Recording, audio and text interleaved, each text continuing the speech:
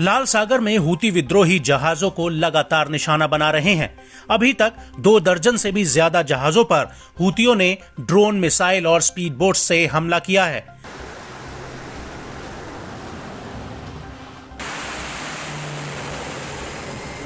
इससे निपटने के लिए अमेरिका और ब्रिटेन कई देशों के साथ मिलकर हूतियों पर हमलावर हैं। हाल ही में अमेरिकी सेना ने हूतियों पर बड़ा हमला किया। जहाजों पर हमले के बीच अमेरिकी सेना ने हूतियों के हथियार गोदाम तबाह कर दिए हैं।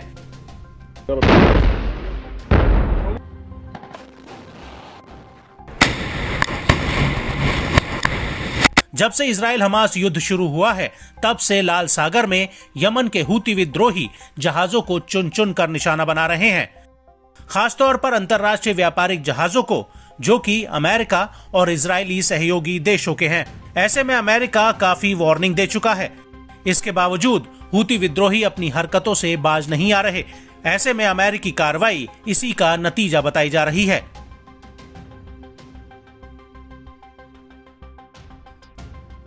इन सब के बीच हूती भी अपने आधुनिक हथियारों के दम पर जोरदार हमला बोल रहा है। ऐसे में दावा किया जाता है कि ईरान इन्हें खुला समर्थन भी दे रहा है। एक बार फिर हूती विद्रोहियों ने भीषण उत्पात मचाकर दुनिया भर में खलबली मचा दी है। शिपिंग रूट्स पर हमले कर सप्लाई चेन को प्रभावित करने वाले हूती अब समुद्र में बिछी फाइबर केबल्स को नष्ट करने पर तुले हैं।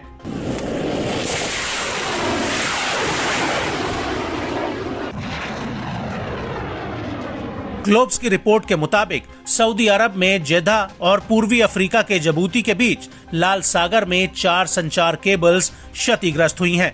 इनमें AAE1, सीकॉम, यूरोप इंडिया गेटवे और TGN कंपनियों के केबल शामिल हैं। इसका सबसे ज्यादा असर यूरोप और एशिया के बीच इंटरनेट संचार सेवा में पड़ रहा है, जिसका मुख्य नुकसान खाड़ी देशों और भारत में महसूस किया जा रहा है। हालांकि राहत की बात यह है कि संचार गतिविधियों को नुकसान तो पहुंचा, लेकिन उतना गंभीर नहीं। दरअसल एशिया, अफ्रीका और यूरोप को जोड़ने वाले अन्य केबल्स भी उसी इलाके से गुजरते हैं, जो फिलहाल प्रभावित नहीं हुए हैं। ऐसा दावा किया जा रहा है कि इतनी बड़ी संख्या में पानी के नीचे केबलों की मरम्मत में कम से कम 8 सप्ताह लग सकते हैं। इस दौरान हूती विद्रोहियों के हमले का जोखिम भी बरकरार रहने की उम्मीद है।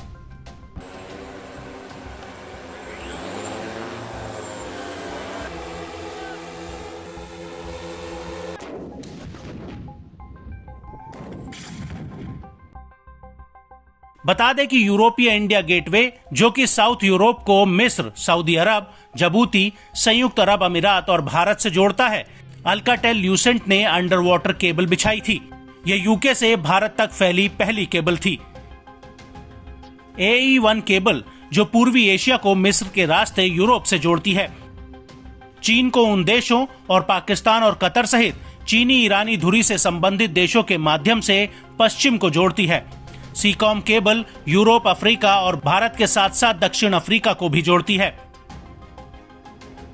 हालांकि पिछले साल middle east media research institute के एक पूर्व इजरायली खुफिया अधिकारी और एक राजनीतिक वैज्ञानिक द्वारा स्थापित एक थिंक टैंक ने कहा था कि कथित तौर पर हूतियों से जुड़े टेलीग्राम चैनलों ने लाल सागर में उप समुद्री केबलों को नष्ट करने की धमकियां दी थी, जिसके बाद मीडिया में इन खबरों के आने के बाद से हूती ने इन खबरों को निराधार बताया था। लेकिन अब समुद्र में बिछी हुई इंटरनेट केबल्स के क्षतिग्रस्त होने की खबर पूरी दुनिया के लिए एक बड़ी समस्या है।